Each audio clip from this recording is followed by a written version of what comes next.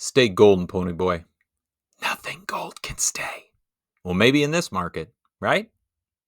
Jedediah Collins here with the Money Vehicle Movement podcast, where we're trying to make financial literacy more current and possibly even a little cooler. Gold may just be the hottest commodity out there right now, which feels a little weird in a world where cryptocurrency exists and stock market was just at record highs. And if you are so lucky to have enjoyed owning a home in the last 5 or so years, your home value has also soared, and yet still, we revolve and circle back to this idea of gold. We don't, after all, live in the 1840s, which, if you're wondering and not from California, where did the 49ers get their name? The 1840s. And this is where gold became America's favorite jewel. Gold prices are soaring like we've never seen them before since at least those gold rushes where Jebediah found a nugget and his whole world changed. In fact, as of this week, the spot price for an ounce of gold is around $3,425. It may be even more by the time you hear or read this message. That's almost double the price of an ounce of gold just 5 years ago before what we're going to call COVID. It's up more than 45% from even just a year ago, 2024. Oh, how long ago that seems. And up almost 30% since the start of this calendar year. Gold prices have skyrocketed while the stock market has lost around 10% since January, but is fighting back. And we all know stocks are going to go up, going to go down. And with recent updates and economic issues, it's gone down this year. But that's reverting to the mean, the average use index. So why is gold where it's at? Does anybody have a simple answer? Well, the simple answer is that everyone is uneasy about the state of the economy. There are a number of reasons for that we've covered on past podcasts around the tariffs, around the economy, around the political situation, around a lot of different factors that are giving people unease about investments. Not just investments in the next week or the month, but in the next few years. Generally, when people get uneasy about investing, they look for things that are going to hold their value. So, where can I store my value? That tends to be in something less volatile than stocks and something that looks a lot like gold. Stocks are volatile. We know this. Part of the risk is part of the reason they provide a return. And as we have seen, they can lose value very quickly.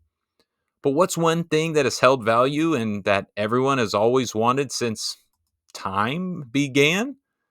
You guessed it, gold. That's right. What we're seeing is a flight to safety, to something that is going to hold its value for investors. And safety in this case is that golden nugget. Of course, nothing is really quote unquote safe. But it's hard to imagine that gold will go out of style anytime soon, especially if you walk past a jewelry store or any kind of outdoor mall. There is a lot of gold being sold right now. So, with more investors looking for, quote, safer investments like gold, the rules of price and demand are kicking in. The more demand for gold, the higher the price. Let's go back to Econ 101. Remember those two little charts? They were so cute. I loved when I figured that thing out. Does this mean that you should reconstruct your portfolio around gold? No, not necessarily. You may already have some gold investments without even knowing it. It's possible to invest in gold funds like ETFs or even buy stocks that are looking to refine it, mine it, or sell gold as jewelry or even electronic components. Didn't think about that aspect of it. But if you're wondering whether you should liquidate your 401k or IRA, instead buy gold bars and put them under your bed, the answer is probably not, unless you know something we don't know. The recent market volatility and market downturn does present an opportunity to practice dollar cost averaging and portfolio reallocation. Dollar cost averaging is where you see the volatility and say, I don't want to take on the risk of just this day, this week, or this month. I'm going to put a little bit in over a longer period of time. Portfolio reallocation says, well, maybe I'm going to take some gains or even losses off of the table and put it into a more diversified portfolio. Maybe taking some out of things like technology and putting it into a safer asset like gold, perhaps. Maybe it's the opposite. Maybe this is the time you want to double down and risk because when everybody is scared, somebody is going to make money. You can sell investments, buy a bit of gold or whatever else your heart desires, and leave it at that. You can also simply stick to your strategy, which should include investing a little bit at regular intervals anyway. That should smooth things out for the long run. And remember, all of this is your choice, your decision, and built on your plan, your actions, your burn rate, your idea of freedom, and where you want to go. Just remember, because gold is the hottest thing on the market right now, doesn't mean that it will always be the hottest investment. The same goes for anything in the investment world. What your goal should be is to be diversified, have pieces of your portfolio in something like gold. So when moments like this occur, your portfolio rises while other things are dropping. Now, in a year, a month, who knows?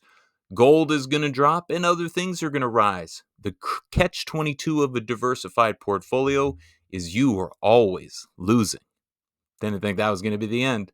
But that is the final stop for this version of the Money Vehicle Movement podcast. We will see you at the next stop. Keep speaking money.